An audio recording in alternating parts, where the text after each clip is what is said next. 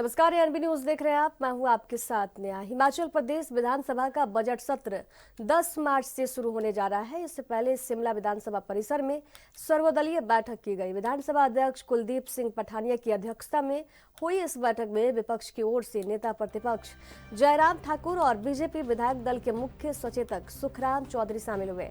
वहीं सत्ता पक्ष की ओर से संसदीय कार्य मंत्री हर्षवर्धन चौहान और उप मुख्य सचेतक केवल सिंह पठानिया भी मौजूद रहे। इस दौरान विधानसभा अध्यक्ष कुलदीप सिंह पठानिया ने कहा कि हिमाचल प्रदेश विधानसभा में 2 राजनीतिक दल हैं और दोनों दलों के प्रतिनिधि सर्वदलीय बैठक में शामिल हुए।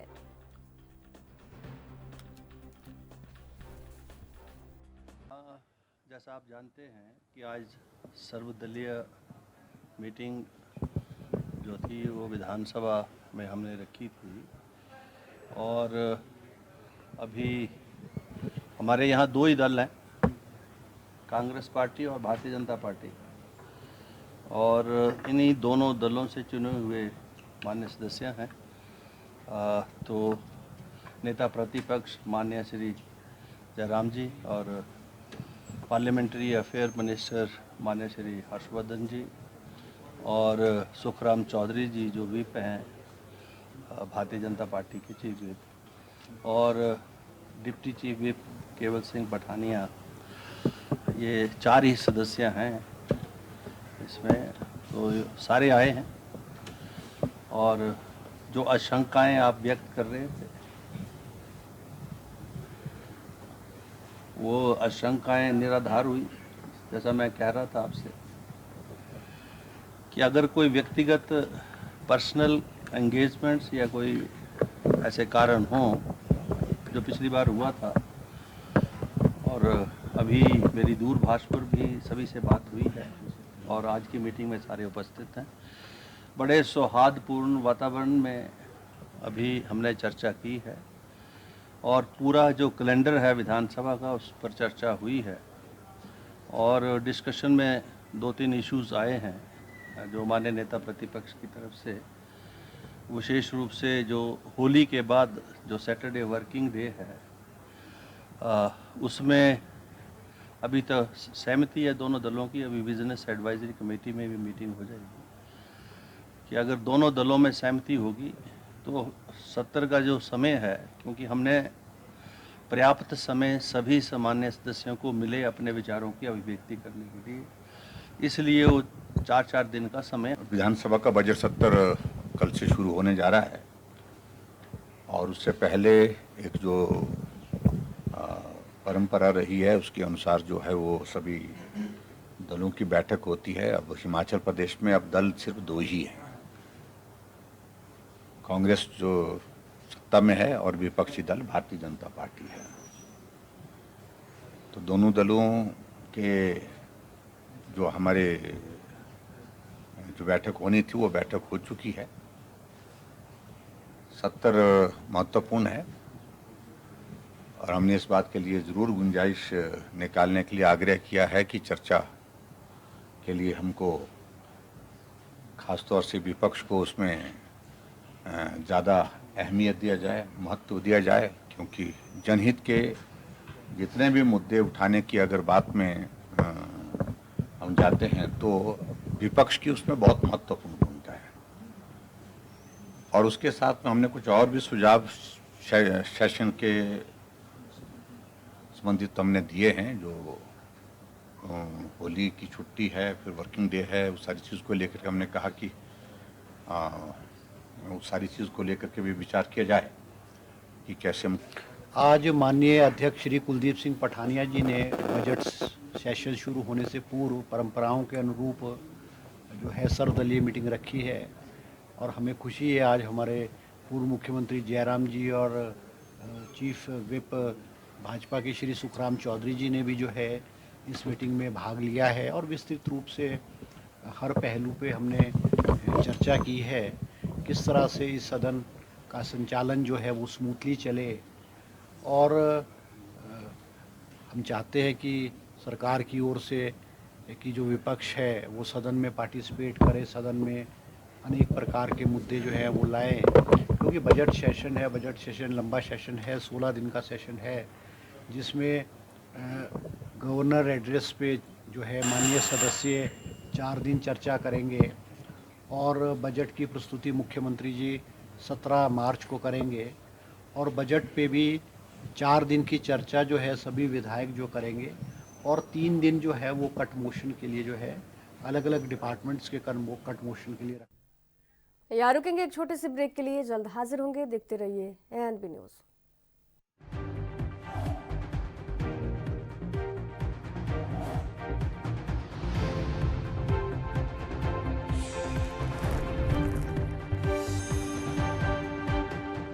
ब्रेक के बाद एक बार फिर से आप सभी का स्वागत है। विधानसभा बजट सत्र से पहले हुई सर्वदलीय बैठक पर हिमाचल प्रदेश विधानसभा में नेता प्रतिपक्ष जयराम ठाकुर ने बयान दिया। हिमाचल प्रदेश में अब केवल 2 ही दल हैं, कांग्रेस जो सत्ता पक्ष में है और विपक्ष में बीजेपी। दोनों दलों के जो हमारे विधायक थे उनकी बैठकें हुई।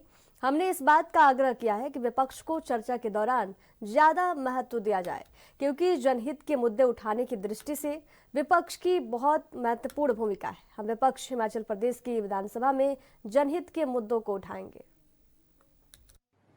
विधानसभा का बजट सत्र कल से शुरू होने जा रहा है और उससे पहले एक जो परंपरा रही है उसके अनुसार जो है वो सभी दलों की बैठक होती है। अब हिमाचल प्रदेश में अब दल सिर्फ 2 ही हैं, कांग्रेस जो सत्ता में है और विपक्षी दल भारतीय जनता पार्टी है। तो दोनों दलों के जो हमारे जो बैठक होनी थी वो बैठक हो चुकी है। सत्र महत्वपूर्ण है और हमने इस बात के लिए जरूर गुंजाइश निकालने के लिए आग्रह किया है कि चर्चा के लिए हमको खासतौर से विपक्ष को उसमें ज्यादा अहमियत दिया जाए, महत्व दिया जाए, क्योंकि जनहित के जितने भी मुद्दे उठाने की अगर बात में हम जाते हैं तो विपक्ष की उसमें बहुत महत्वपूर्ण भूमिका है।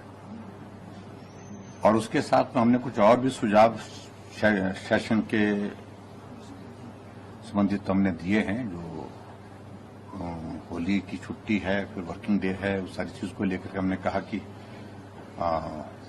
उस सारी चीज को लेकर के भी विचार किया जाए कि कैसे हम कर सकते हैं। और जो जनहित के मुद्दे हैं हिमाचल प्रदेश की विधानसभा के अंदर हम उन मुद्दों को उठाएंगे। बजट सत्र है तो स्वाभाविक रूप से इसमें पहले महामहिम राज्यपाल जी के अभिभाषण पर चर्चा होगी और उसके बाद बजट प्रस्तुत होगा तो बजट पर चर्चा होगी। और हिमाचल प्रदेश के जो लोगों से जुड़े हैं मसले हैं, जितने भी मसले हैं वो हमने लिस्ट आउट किए हुए हैं। एक जनप्रतिनिधि होने के नाते हमारे विपक्ष के विधायक अपने अपने क्षेत्र के प्रश्न भी उठाएंगे। प्रश्न उठाने के साथ साथ में वो जनहित के मुद्दे हैं, चाहे वो कानून व्यवस्था का विषय है, चाहे वो नशे का बढ़ता हुआ प्रचलन है, चाहे प्रदेश की वो आर्थिक स्थिति है, चाहे हिमाचल प्रदेश में जो विकास के कार्य को और गति देने के लिए जहां सभी विधायकों की ओर से आग्रह होगा, उन तमाम मुद्दों को लेकर के विधानसभा के अंदर चर्चा करेंगे। तो बैठक में जो है वो सौहार्दपूर्ण माहौल में बातचीत हुई है और सत्र के संचालन में विपक्ष की ओर से निश्चित रूप से मुद्दे उठाने में कोई कमी नहीं छोड़ेंगे। वक्त एक छोटे से ब्रेक का, जल्द हाजिर होंगे। देखते रहिए एएनबी न्यूज़।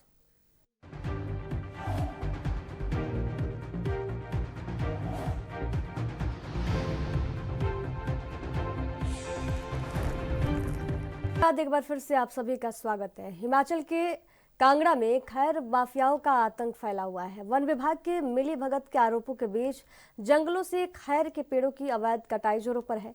जब मामला मीडिया पे उछला तो वन विभाग हरकत में आया और विशेष टीमों का गठन किया गया। शुक्रवार रात धमेटा की वन देवी जंगल में वन विभाग की टीम ने बड़ी कार्रवाई करते हुए एक तस्करी में इस्तेमाल तवेरा गाड़ी को पकड़ा है जो खैर से लकड़ियों से लदी थी। इस दौरान तस्करों ने भागने की भी कोशिश की। 12 किलोमीटर तक पीछा किया गया लेकिन गाड़ी छोड़कर चालक फरार हो गया। वन मंडलाधिकारी अमित शर्मा ने बताया कि 3 खैर के पेड़ काटे गए और 13 लकड़ी के मोछे बरामद किए गए, जिनकी कीमत करीब 3 लाख रुपए बताई जा रही है।